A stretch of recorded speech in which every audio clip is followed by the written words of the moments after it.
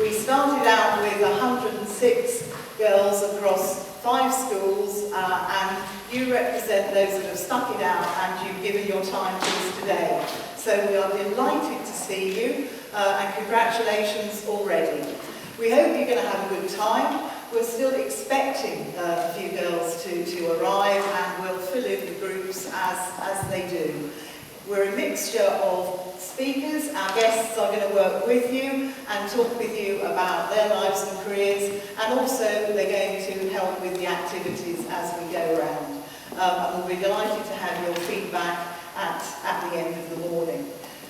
2 bits of admin. Should the fire bell go off, and I do so hope it doesn't, we all need to get out into the reception area and through the main doors and out onto the grass. And because we'll be moving around quite a lot in this room, at the end of each session, we'll bang a gong to move you on to the next. Okay? So can I now introduce you to Esther McVey, who is the founder of our charity and has been watching our progress with you very closely over the last few weeks. Well, it's fabulous to be here. And what I say about life, you get out what you put in. You're not going to get any less, and you're not going to get any more. So if you can put more in, you're going to get more out. And you know what? The fact that you are here this morning, as Sue said, you are the creme de la creme of 120 people. And you know what? You're going to get a lot more out of life. And the other thing I always say, it's not where you come from, it's where you are going to. It doesn't matter what happens at home, what's happened in the past, it's what's happening in the present and where you're going forward. And that's how the charity that I set up, If Chloe Can, came about. And the name was like this: well, if Chloe can, anybody can. If Chloe can, you can too. And it was all about a curious girl at school. Now that could have been me, but I didn't want to call it Esther. And it could have been you, and it could have been any of my friends and speakers who were here today. And it was about them saying, do you know what? One day I want to be, and how do I do that? And people always say, if you don't have the networks, if you don't have the connections, if your mum and dad don't do it, if other friends don't do it, are you going to be able to do it? And I say, yes. Because growing up as a little kid, I always thought, gosh, I want to be a barrister.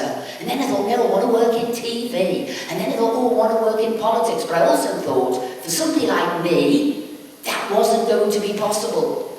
But I was a bit of a free spirit. And I thought, I'm going to make it possible. But how do I do that? And then I realised, a bit like if you want to make a cake, there's a recipe for it, isn't it? You don't just say, oh, I want to make a chocolate cake, and then say, oh, do I get flour, do I get butter, what do I do? Do I try hundreds of ways of creating that cake? No, you don't. In life, you do exactly the same thing. You say, that's the job I want to do, so what is the recipe to get there? Can I read about somebody who's got there? What exams did they have? What things did they do in their spare time? What hobbies did they do? What connections did they make in life? Can I do the same thing? So that's what I did. So I wanted to work in TV. Did I say I don't know anybody who works in TV, therefore I can't do it? No. I said, let's knock about with those people. Let's write to a TV production company. Let's see if I can get some work experience. I always say, get your foot in the door. I had somebody who was probably slightly brighter than me. I just wrote off to everybody, made myself a bit of a menace and got work experience. And that's how I ended up working in TV. But I had another friend who did a different thing. They wanted to be in a pop group. They wanted to have their own record deal. So what did they do, which I thought was quite hilarious? Figured out where Sony was, got a job in the cafe bar next door, handed their demo tape to one of the main researchers because he was going in every day for a cup of coffee. So what I'm saying is you get yourself in a place that you're going to connect with somebody, even if you don't know them. You have a go because you can, because you've got an idea, you've got a vision, you can do it, and I know you can. And the fact that you're here today says to me, you are going to be the people in the future who are going to be movers and shakers. Because you moved yourself, shook yourself on a Saturday morning to be here. And that's what it's about. And the people you're going to be hearing from today have come from an array of backgrounds and achieved. So I was a Bernardo's child. My mum and dad couldn't afford me when they had me. They had to hand me over to somebody else, but they got me back when I was 4.5 because they loved me, they wanted me. But I didn't have the best of starts because they didn't have any money. But there was a lot of love in my household. There was also a lot of screaming and shouting. There was also a lot of aggro. There was lots of ups and downs. But the ups made up for the downs, and I'm quite good in difficult situations because I'm used to it. I can cope in noisy environments because I've lived through it. I can cope in chaos and upset and unstable times because I've lived through it. So do you see what I mean? I've turned my negatives into positives.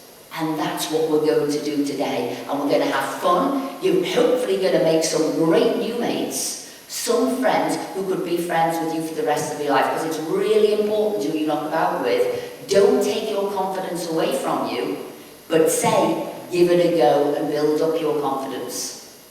And you only get confidence and resilience from things going right and wrong, picking yourself up and going forward. It doesn't happen overnight. You don't become a superstar overnight. It takes years to get good. But if you've got people who pick you up when you fall down, you will survive and do very well. And there's a fantastic saying, and I say it to myself every day. May life be tough enough that it will make you grow, but just not so tough that it crushes you.